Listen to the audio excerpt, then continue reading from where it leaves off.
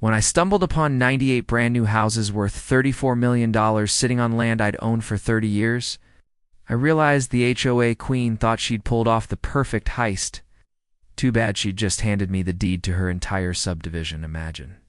Coming home to find a whole neighborhood standing where your cattle once grazed, families unloading U-Hauls, kids chalking driveways, and not a single one of them having your permission to be there. And then came Clarissa Whitmore. She had the nerve to serve me with a restraining order, accusing me of threatening families with my surveying equipment. She stole my land, then painted me as the dangerous neighbor, terrorizing innocent children.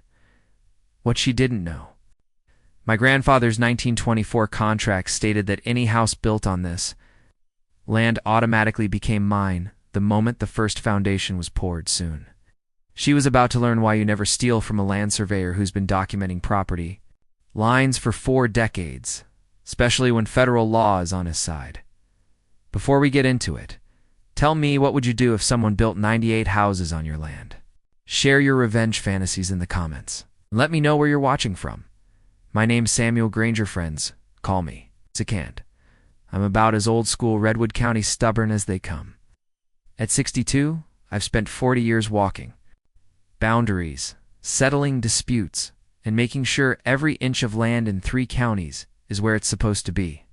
My Harold Granger left me 847 acres of rolling hills back in '94.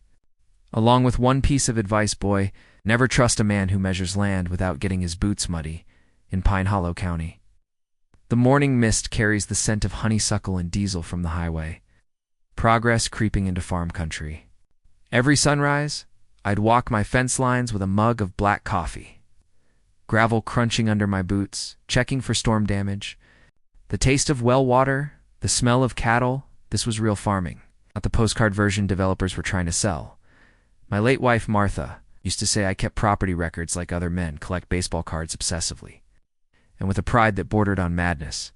When she passed 5 years ago, our kids moved away Hawthorne City End, Riverton chasing city dreams.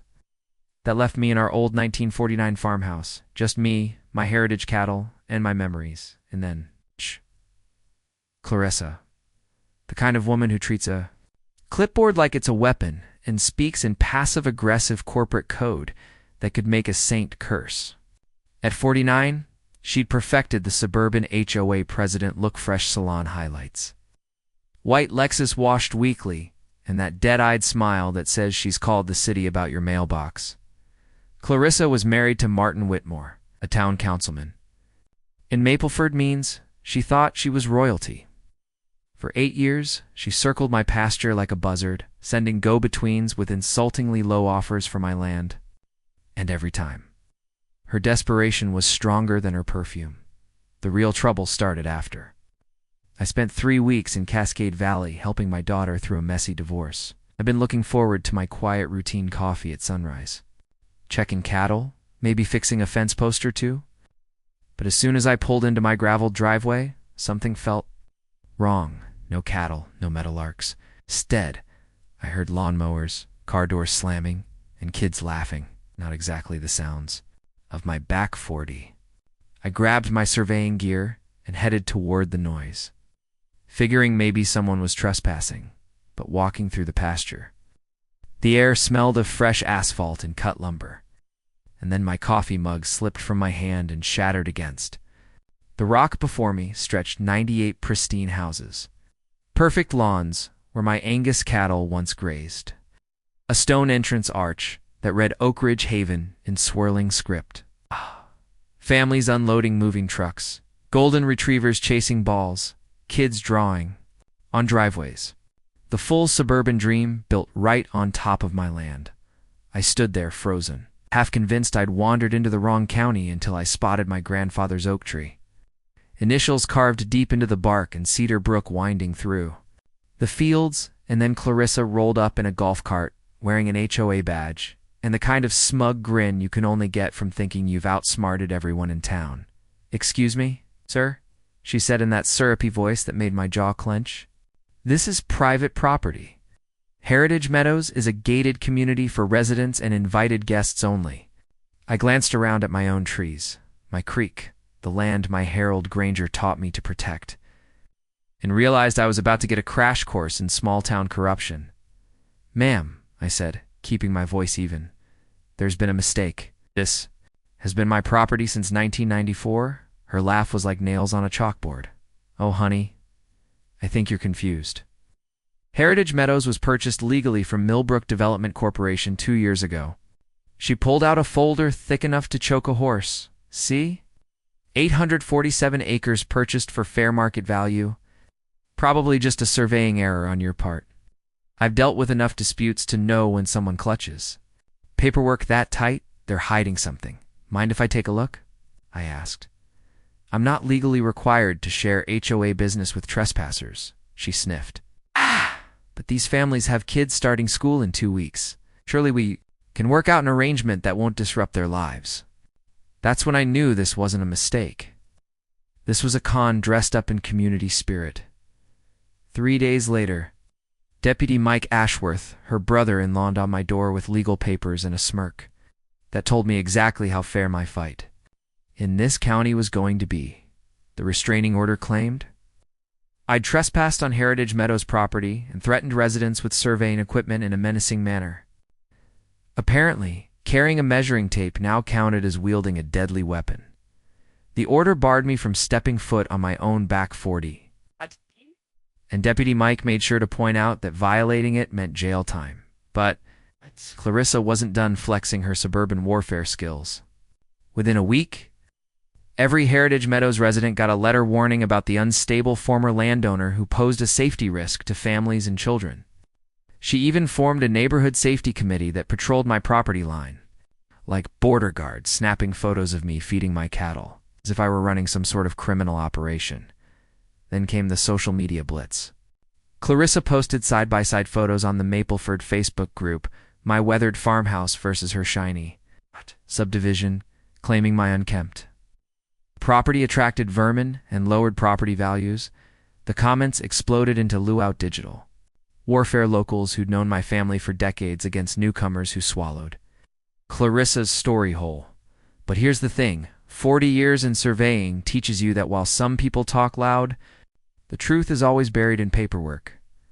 While Clarissa was busy playing the victim online, I went to the county courthouse and started pulling records. That's when something jumped out at me, the filing fee for the supposed property transfer. $50, back in my early days. I learned Redwood County law requires large property transfers to have a notarized affidavit with multiple witnesses and filing fees that match the value. This smelled fishier than week-old catfish then. I found the smoking gun, the notary stamp, Eleanor Hutchkins, a sweet woman who'd handled real estate closings for 30 years and made the best peach cobbler in the county. Problem was, Eleanor had passed away 6 months before she supposedly notarized my property transfer, unless she was signing documents from the great beyond. Someone had forged her seal. I called up my old friend Clarence Bulldog McKenzie, surveyor who's forgotten more about property law than most lawyers will ever learn. Bulldog spent 2 days with GPS gear, walking every inch of my boundaries, spitting tobacco and muttering about amateur hour fraud. Finally, he looked me dead in the eye. "Zeke, your property lines are accurate within 6 inches. That whole subdivision sitting on your land like fleas on a hound dog." While I built my case, Clarissa escalated to psychological warfare. She hired Sentinel Security Services, patrolling Heritage Meadows in golf carts with radio headsets, as if my Angus cattle were a national threat. Then came the state licensing board complaint, accusing me of mental decline and being a danger to public safety. Her evidence? Me insisting on accessing my own property. The county even threatened to condemn my farmhouse as a public nuisance. Apparently 70 years of honest wear and tear looked unacceptable compared to the cookie-cutter mansions camped on my pasture. One evening, while checking my fence line in the fading light, I spotted something that made my stomach turn. Security cameras hidden in my oak trees, with cables snaking back toward Heritage Meadows. The sharp smell of fresh-cut plastic and wiring told the rest. They were tapping into my power meter to run their surveillance. Years ago, I'd helped a client catch copper thieves using an electromagnetic field detector from the hardware store. Using the same trick, I proved they'd been monitoring me for months without permission. That night, I sat in Martha's garden, the crickets chirping and the scent of her climbing roses filling the air. For a moment, I considered taking whatever money Clarissa offered and retiring somewhere warm. Then I remembered my grandfather's words after the railroad company tried to steal our mineral rights back in '89. Son, when someone tries to take your land, they're not just taking dirt. They're taking your family's history. Eleanor had written something similar in her journal years ago. Zeke never backs down from protecting what's right. It was time to honor that legacy. 2 weeks later, Clarissa pulled her media card. Channel 7 News rolled up to Heritage Meadows like they were covering a national scandal satellite truck. Cameras, the works.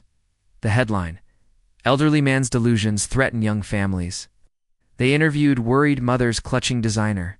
Handbags painted me as a confused old man stuck in the past, and gave Clarissa 5 straight minutes to perfect her victim act. We just want to live peacefully. She sobbed into the camera, dabbing her eyes with a tissue that stayed suspiciously dry. It breaks my heart to see someone so confused. But we can't let one person's decline endanger our children. The piece made me look like the villain in a bad TV movie. But while Clarissa was rehearsing for her next Emmy, I was doing what surveyors do best, following the paper trail. And connecting the dots, the very next morning, my property insurance was canceled. The letter claimed significant changes in land usage, voided my policy based on aerial photos showing residential development. But here's a little trick I picked up helping my neighbor Jim catch insurance. Fraudback and O3 agents often have inside access to trigger policy cancellations. It turns out little. Clarissa wasn't just an HOA president, she also worked part-time for Mutual Trust Insurance, the same company that had just dropped me. She'd used her access to their database to sabotage my coverage, timing it perfectly with her legal offensive. The legal system showed its true colors when Judge Harold Pettin called an emergency hearing. Pettin played golf with Brad every cent Thursday and owned stock in 3 development companies. Conflict of interest wasn't even in his vocabulary. My court-appointed attorney walked in smelling of bourbon, mispronounced my name twice, and told me to accept reality and negotiate. When I demanded a jury trial, he postponed it indefinitely, probably hoping I'd die of old age before it ever came to court. Meanwhile, Clarissa was busy convincing Heritage Meadows residents that their property values would collapse if the crazy old man won. She started a defense fund and collected $50,000 for legal expenses. Funny how that money paid for the Ashworth's European vacation Brads. Tuscany wine tour photos were surprisingly educational.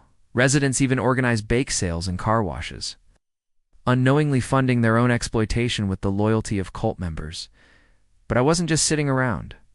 Every conversation got recorded on my phone, complete with timestamps and GPS data evidence that would hold up in federal court. I installed trail cameras along my property line, all placed legally but catching every bit of their harassment campaign. The intimidation ramped up fast. Dead animals started appearing on my porch, mostly possummed until someone upgraded to a raccoon that stank like roadkill in July.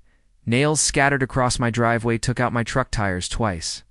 Anonymous calls warned, accidents happen to stubborn old men, always at 3 a.m. When the threat felt most real, they even blocked access to my mailbox, claiming it sat on Heritage Meadows easement property. Sentinel. Security guards threatened arrest if I dared collect my own mail.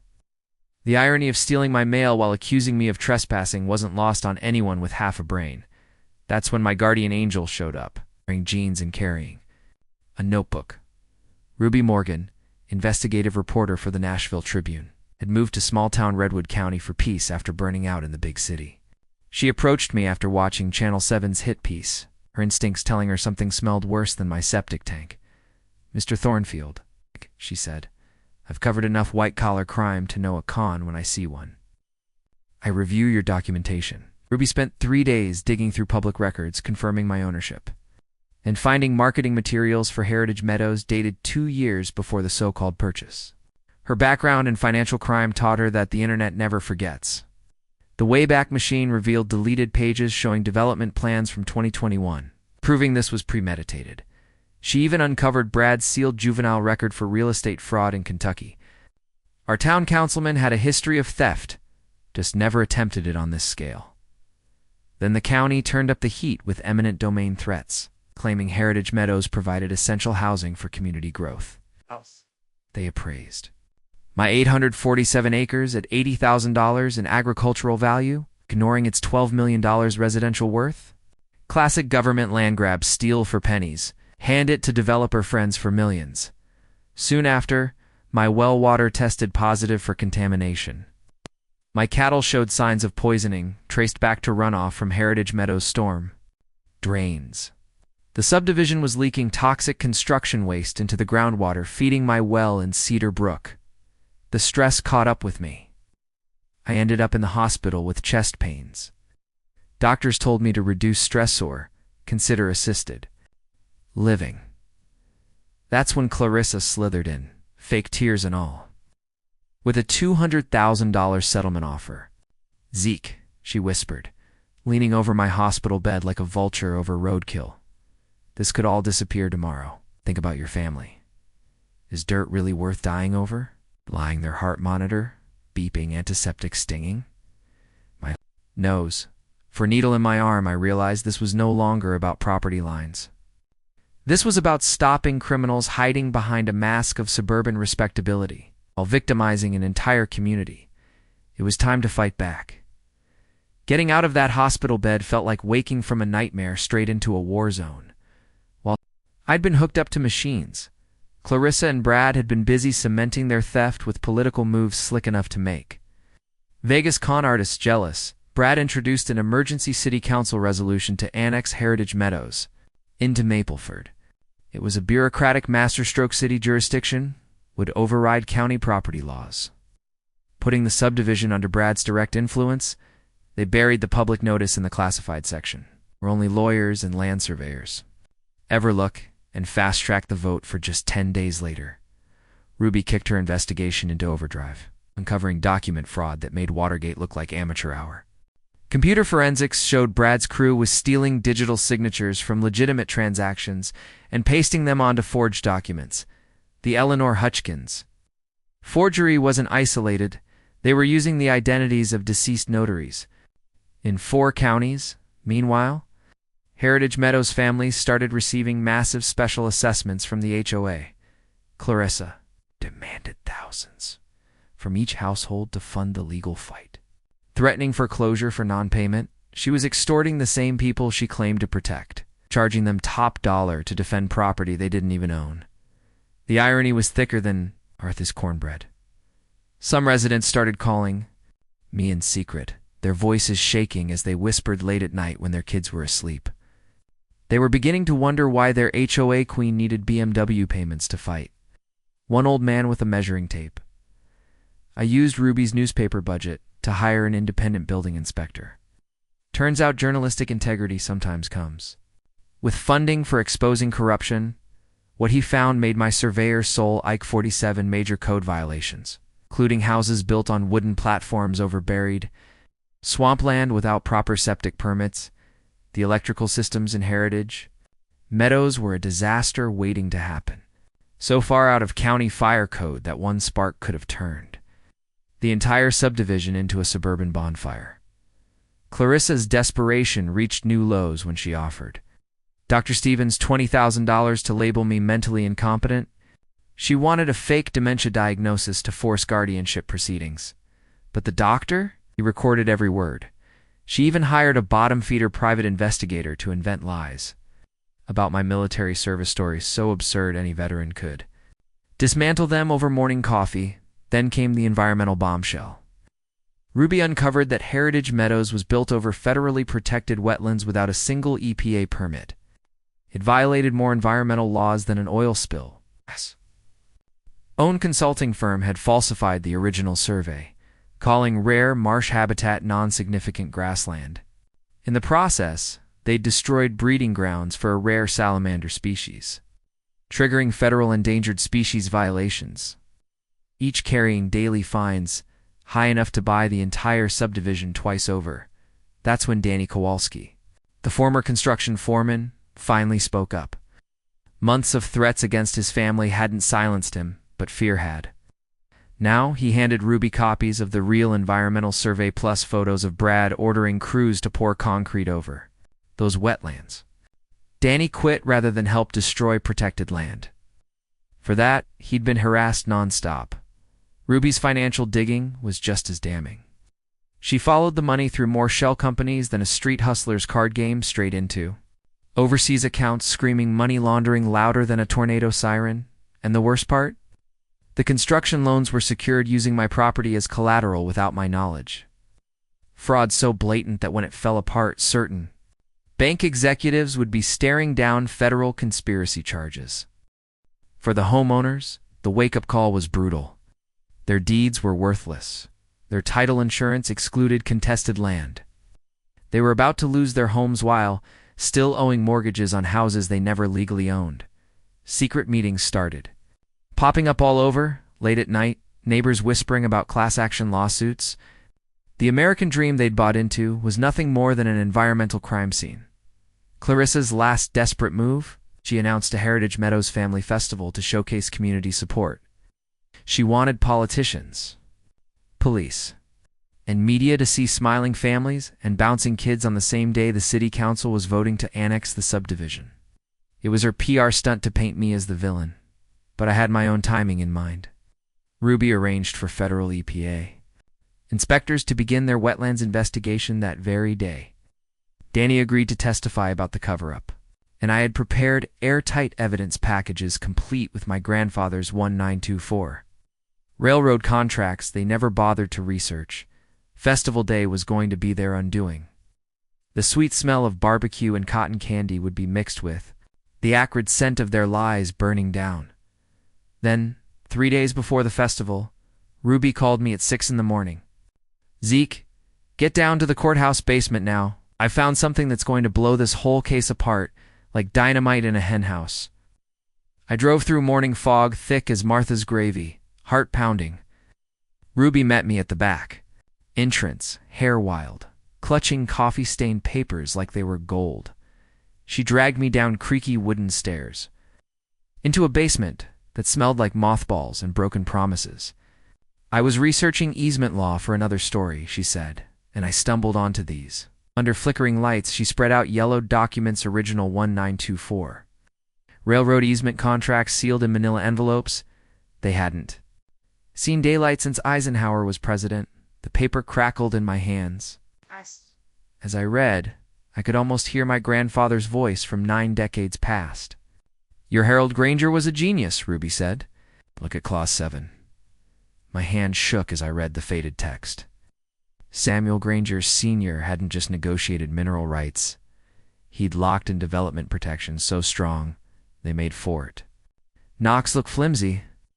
Any unauthorized structure built on Thornfield land automatically became family property down to the fixtures and the grass.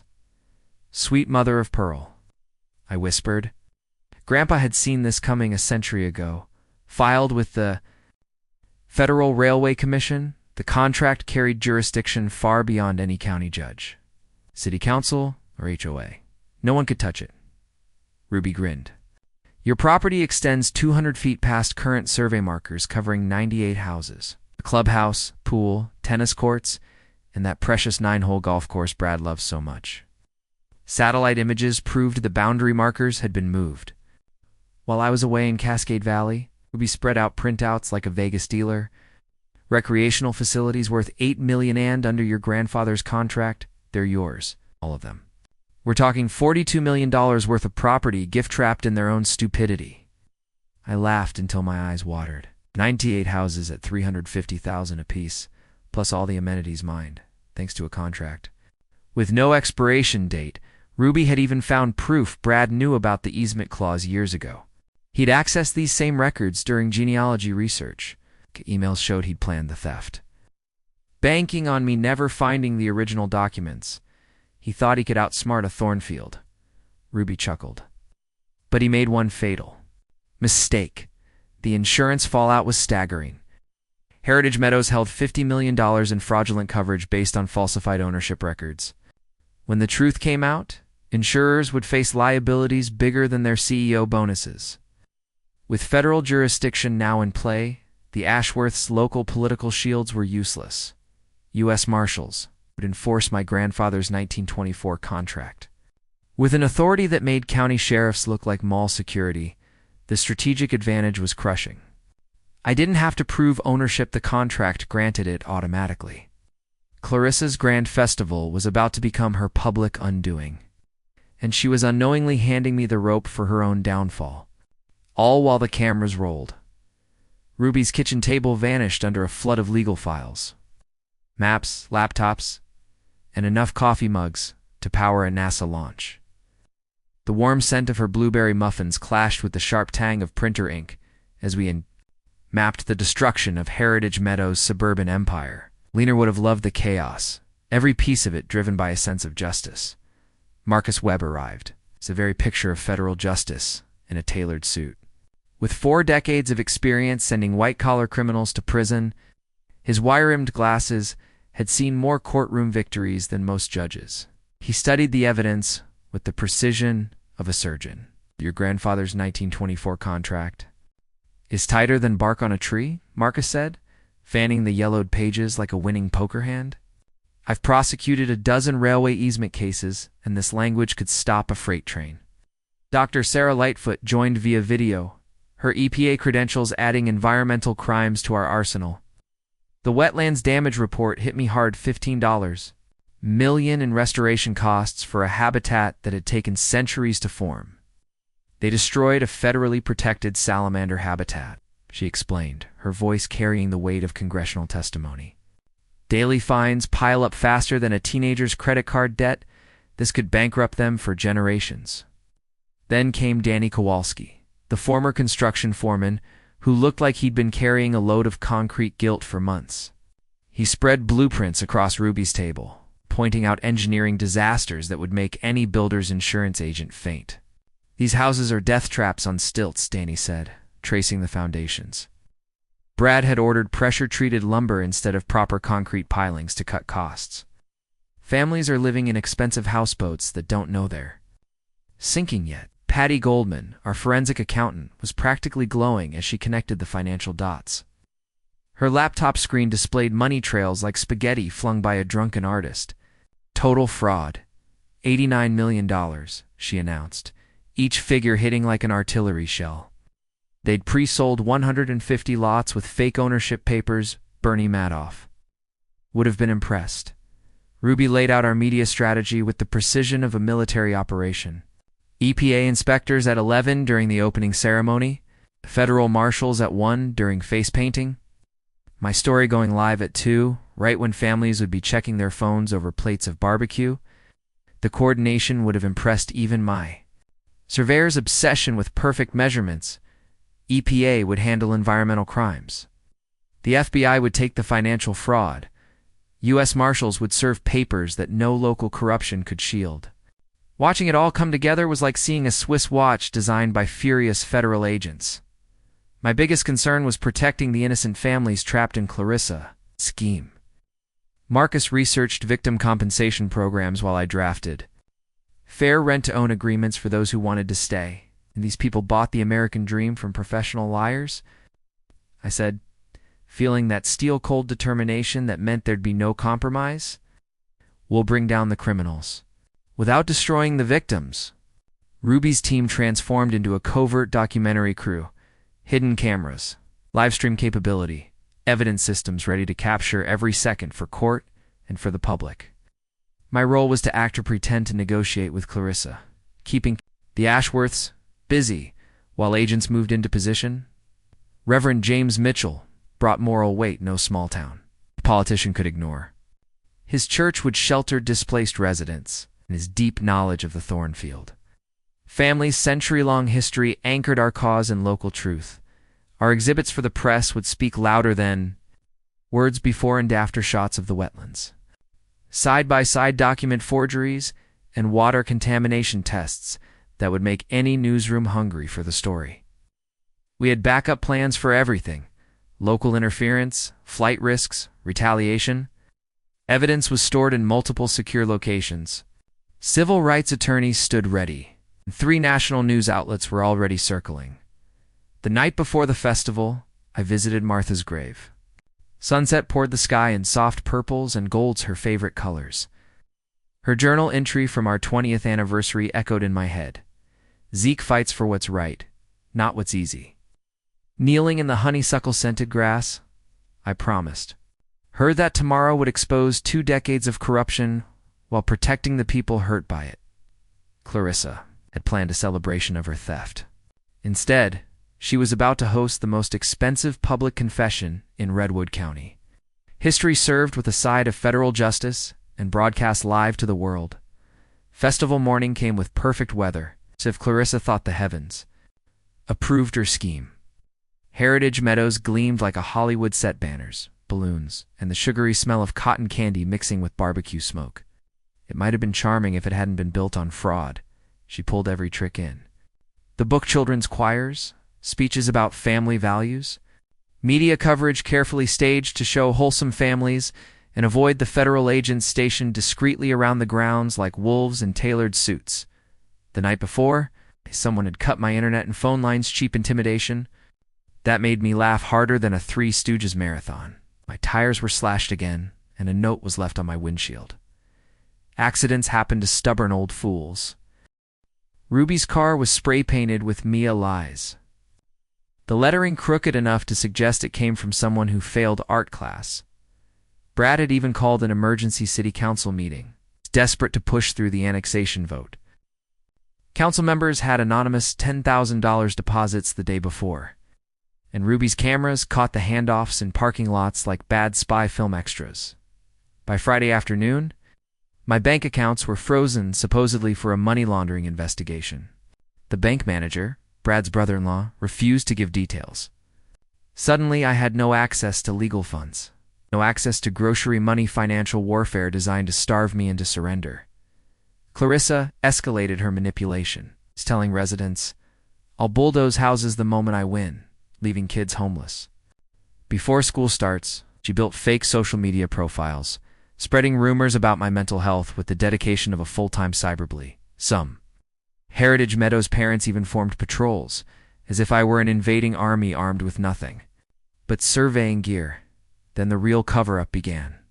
Overnight, trucks dumped loads of clean soil over contaminated ground, hoping to hide environmental violations before the EPA arrived. Danny caught it all with hidden cameras, evidence of federal obstruction of justice that could mean 5 years. In prison, Brad tried to discredit Ruby's reporting, calling it fake news and arranging friendly TV interviews with hand-picked residents. Meanwhile, social media bots flooded posts with scripted support that read like they'd all been written by the same person using a thesaurus. Clarissa hired Nashville's most aggressive law firm and hit Ruby with a $50 million defamation suit demanding retractions and injunctions to stop festival day coverage. It was nothing more than legal intimidation. Dressed as justice, someone tipped off the EPA about supposed security threats at the festival, filing anonymous complaints about federal harassment of working families. Brad's political contacts leaned on the EPA to delay their inspection, playing jurisdictional games that would make constitutional lawyers weep. The community split in two. Old grudges resurfaced. Local businesses faced boycotts, and the Chamber of Commerce fractured almost overnight. Private security was ramped up, guards tailed Ruby while she worked. Unmarked cars idled outside my property at night, and construction. Noise began at dawn as harassment. The smell of diesel and dust became daily reminders that Clarissa would wreck the countryside to save herself. Danny started receiving death threats complete with photos of his family marked with red X's. The intimidation was so serious that the FBI put him in witness protection. His employer, under pressure, fired him. Clarissa's desperation turned personal when she called my adult children in Cascade Valley in Georgia, claiming I was mentally unstable and urging them to seek guardianship over me. She even implied I was betraying Martha's memory by protecting Arlanda. Level of manipulation that could teach cult leaders new tricks. The insurance scam finally cracked wide open when Ruby found that Heritage Meadows policies were printed on stolen letterhead. The homeowner's coverage was fake, meaning families had no real protection, and were staring at financial ruin. Brad fired back with emergency motions to halt the federal investigation, hunting for friendly judges and claiming the agencies had no jurisdiction. He buried the courts in procedural paperwork meant to stall and confuse. Bureaucratic warfare at its ugliest dot, and then came Festival Datha, final battlefield. The Redwood County sun was merciless. The air thick with humidity, and tension buzzed, like static. Media crews arrived in waves while federal agents took their positions quietly. The smell of funnel cakes mixed with the quiet anticipation of justice, heritage. Meadows looked like a Norman Rockwell painting if Rockwell had painted. Stolen land. Red, white, and blue bunting hung over wetlands that had been destroyed for profit. Children's laughter rang out across a place that had been built on lies. Clarissa took the gazebo stage for her grand finale, staging what she called a public settlement meeting. She had microphones, loudspeakers, and a giant cardboard. A check for $300,000 waving it like a white flag made of lies. "Ladies and gentlemen," she announced, theatrically dabbing her eyes with suspiciously dry tissues, "I'm here to show that reasonable people can solve problems without destroying families." I played along, pretending to consider her offer while federal agents moved into position like chess pieces. The scent of barbecue and cotton candy couldn't hide the sharp, metallic taste of justice rushing in. During the children's puppet show, Dr. Sarah Lightfoot arrived quietly, her EPA gear disguised in a picnic basket. She began taking soil and water samples, uncovering fresh concrete poured over wetlands overnight, more proof of evidence tampering. That same morning, Ruby's investigation uncovered something even bigger in international money laundering. Trail tied directly to Heritage Meadows. Heritage Meadows wasn't just a bad real estate deal, it was built on money funneled through Russian shell companies, tied to a multi-state fraud ring operating in 12 states. Martin Whitmore wasn't some small-town schemer. He was connected to an international criminal network that made local corruption look like stealing candy from a convenience store. During the festival's face-painting event, Maria Santos, an elementary school teacher, raising 2 young daughters, in Heritage Meadows approached Ruby with trembling hands. She showed her deed, its notary signature clearly forged. The handwriting. It matched Brad's campaign materials. "I trusted them," Maria whispered, glancing at her girls, giggling as their cheeks were painted with butterflies. "They told us this would be our forever home, but it was all lies." Her bravery would become the first crack in Clarissa's carefully constructed illusion of protecting the community. The media ambush came right after lunch. Brad had arranged a surprise live TV interview to discredit me, painting me as a confused old man, with dangerous delusions about property ownership, the kind that could put families at risk. But mid-interview, federal marshals stepped in, serving arrest warrants on live television. Brad's smug expression collapsed into panic faster than a shoplifter caught by store security. The sound of handcuffs snapping shut played out for the entire county to see. Desperate claims about deep state conspiracies and government overreach became instant sound bites for the evening news. Clarissa's own unraveling began moments later. Standing next to the bounce house where toddlers played, she exploded, screaming at federal agents about constitutional rights and political persecution. Dozens of cell phones caught it all, and her rant accusing the EPA of being part of a grand liberal conspiracy went viral before the barbecue smoke had cleared. Ruby's newspaper uploaded the full evidence package that same afternoon. It included interactive timelines showing 4 years of fraud, financial records proving international money laundering, and side-by-side document scans revealing systematic forgery.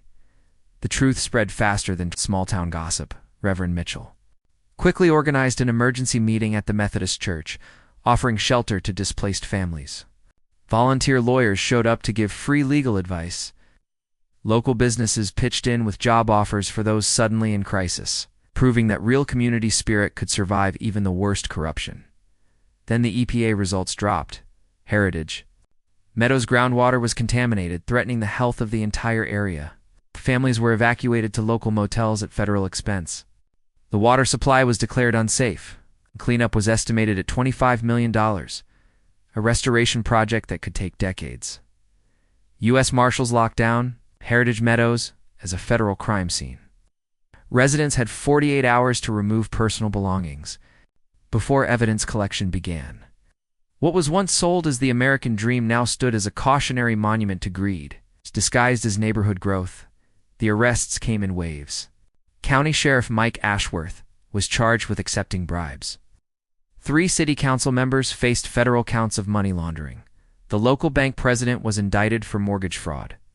The FBI uncovered that Ashworth's business dealings had been riddled with theft and deception for over 20 years. Clarissa's last stand came in the form of a botched escape. She was caught at Nashville International Airport with 2 suitcases holding $2.3 million in bearer bonds. She claimed it was her retirement savings, despite no legal income source. Those bonds traced straight back to Cayman Islands accounts. Linked to the same Russian laundering network by then, the national media had descended on the town. What started as a small festival had turned into a high-profile legal showdown. Kind law professors would use as a case study for years. Hashtags like #HeritageScam and #Justice for ZEK trended nationwide. Proof that a true David versus Goliath battle still resonates deeply with the public. The festival's gazebo became an impromptu courtroom as federal agents, porters, and half the county gathered for the final confrontation. The sweet smell of funnel cakes drifted through the air, mixing with the sharp tension of exposed corruption. And all the while, the laughter of children played on, an innocent soundtrack to the complete collapse of the Heritage Meadows criminal empire.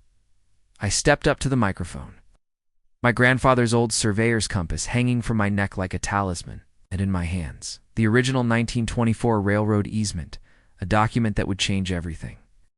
My voice carried over the crowd without a microphone. For decades of marking property lines had taught me how to project authority. Ladies and gentlemen, I began, locking eyes with Clarissa, who stood frozen like a deer in headlights. I'm here to set the record straight about my family's land and the criminals who thought they could steal it. The crowd went silent, save for the faint chatter of federal agents' radios and the soft rustle of evidence papers in the Redwood County breeze. I read aloud from my grandfather's contract, explaining how the 1924 easement automatically transferred ownership of any unauthorized construction to the Thornfield family. Every house, every streetlight, every blade of grass in Heritage. Meadows legally belongs to me, I declared, holding up the yellowed document like a preacher presenting scripture. My Harold Granger saw this coming, and he made sure our family would be protected. Ow. Clarissa shoved her way forward, desperation in every step, and snatched at the microphone. Her voice cracked as her carefully maintained suburban composure shattered. "This is all lies, fake documents," she shouted, her words dripping with panic. "These people are part of some conspiracy against working families." That's when U.S. Attorney Marcus Webb stepped forward, arrest warrants in hand. His presence cut through the tension like a hot knife through butter. The crowd watched in stunned silence as he read the charges against Clarissa Whitmore, 47 counts, including fraud, money laundering, environmental crimes, and conspiracy to commit theft. "You have the right to remain silent," Marcus said, as marshals clasped handcuffs around her wrists. Her perfectly manicured hands suddenly looked fragile, a symbol of how flimsy her empire had always been. The crowd erupted with confusion and anger, splitting in an instant. Maria Santos, her voice shaking with hurt and betrayal, stepped forward. "We just wanted safe homes for our children," she said, glancing at her daughters. "We didn't know about any fraud. We trusted these people with our life savings." Some turned their fury on Clarissa, realizing how deeply they'd been misled. Others clung to her defense, desperate to believe their investments weren't worthless. Watching a community fracture under the weight of corruption was heartbreaking. Good people torn apart by criminals. Hiding behind polite smiles and well-kept lawns, I took the mic again, speaking with the compassion Eleanor had taught me. "You're victims too. None of this is your fault. We'll fix this together. Anyone who wants to stay can do so under fair rent-to-own agreements until the legal mess is sorted out." Then Dr. Sarah Lightfoot stepped forward with the news no one wanted to hear. She revealed EPA soil tests showing toxic waste buried beneath the subdivision, a legacy of an old chemical plant. The contamination stretched far beyond Heritage Meadows. For your safety, she said firmly, everyone must evacuate immediately. The water is unsafe, and the soil contains chemicals dangerous to human health, especially to children. Reporters pounced, firing questions rapid fire. How did county officials miss this? What's the total damage? Would federal oversight now be required for rural development? Sheriff Mike Ashworth arrived with backup, trying to flex local authority over the federal agents, a jurisdictional standoff that might have been comical if it weren't so serious. His swagger evaporated when marshals handed him his own arrest warrant for taking bribes. Ruby then addressed the press, laying out how her investigation had uncovered a multi-state conspiracy spanning for years. She credited Danny Kowalski's bravery for exposing the construction fraud and the environmental cover-up that had endangered public health. My own final move was simple. I took out my surveyor's tape and walked to the property line. This tape doesn't lie, I said, stretching it across the boundary. Unlike some people, my eyes met Clarissa S. as she was loaded into a federal transport van from the back seat. She let out one last bitter outburst. These people don't deserve nice homes anyway. The slurs that followed, aimed at Hispanic families in the crowd, stripped away the last of her facade, confirming the ugly truth Ruby had suspected all along about her motives. Festival Day became a public unmasking of corruption broadcast, live across social media and quickly picked up by national news outlets. Justice was served cold, with a side of environmental protection in front of half the state of Redwood County. 6 months later, Heritage Meadows stood silent, a suburban ghost town. Yellow EPA tape fluttered in the warm breeze where perfect lawns once stood. The sweet scent of honeysuckle had returned, blending with morning dew and the rich aroma of healthy soil as nature quietly reclaimed stolen land. My cattle now grazed where rows of cookie-cutter mansions once loomed, proof that good land always outlasts bad ideas. The legal aftermath delivered justice with the kind of federal precision that would have made Eleanor smile from above. Clarissa Ashworth was sentenced to 15 years in federal prison. Turns out orange jumpsuits don't come with HOA badges. Brat got 20 years for racketeering, while Sheriff Mike Ashworth and 3 city council members were handed 5-year vacations, courtesy of the federal penitentiary system. New oversight laws now mean future property. Thieves will need far better lawyers and much deeper pockets to even try. 23 Heritage Meadows families accepted my rent-to-own offer, rebuilding their lives in sustainable homes on properly zoned land that honored environmental protections and legitimate property rights.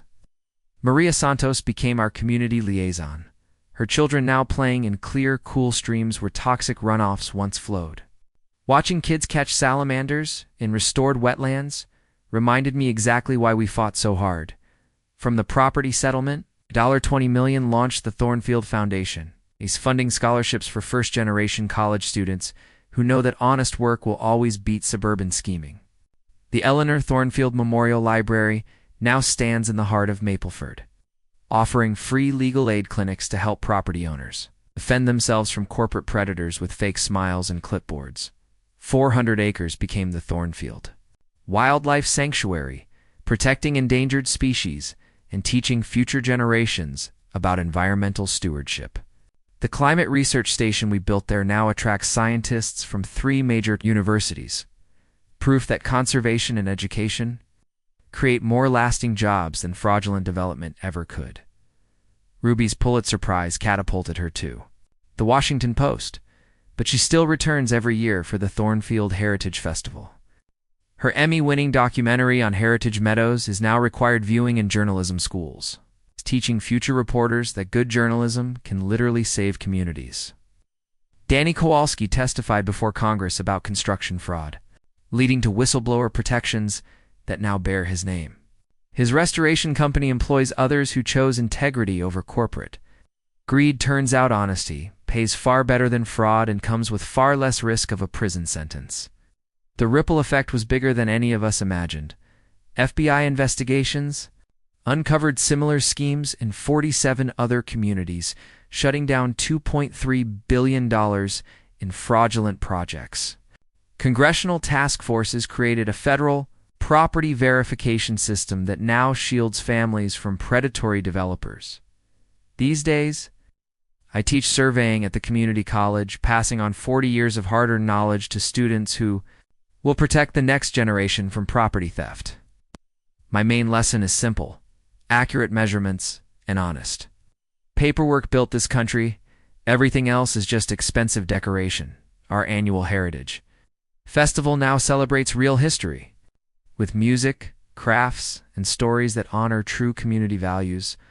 Even former rivals work side by side, proving that shared purpose can heal wounds greed once split wide open. The environmental recovery has been extraordinary. Endangered species have returned to the wetlands. School groups walk the new educational boardwalks, and farmers use our research to adapt to climate change while protecting delicate habitats. The crisp taste of morning air over healthy wetlands will always beat the smell of chlorinated suburbia. My own healing came quietly like a Redwood County sunrise, slow at first, then suddenly flooding everything in colors Eleanor loved. Eleanor loved every Evening, I visit her grave, sharing updates about the community and the scholarship students whose futures came from our stand against corruption. Her last journal entry still guides me. Zeke fights for what's right, not what's easy. Here's the truth: standing for what's right often means standing alone at first. But with proof, persistence, and principled allies, good people will join you. My Harold Granger cue: that land is more than property. It's a responsibility to future generations who deserve better than environmental destruction dressed up as progress. Property rights matter because they protect not just the land, but the history, heritage, and future of families. When someone tries to take your land, they're stealing more than dirt, they're taking your story. Have you faced an HOA nightmare or a property dispute? Share your experience in the comments. It might give another family the courage they need to fight back against professional thieves hiding behind community development. Together, we can stop fraud before it destroys more lives. Subscribe to HOA Stories for more real accounts of ordinary people defeating extraordinary corruption. Your support helps us keep investigating small-town fraud and proving that justice wins when honest people stand united. Thanks for watching HOA Stories. If this episode made you laugh, shake your head, or just feel grateful it didn't happen to you, hit the like button and drop your thoughts below. We post HOA drama and neighborhood showdowns every week, so don't miss the next unbelievable story.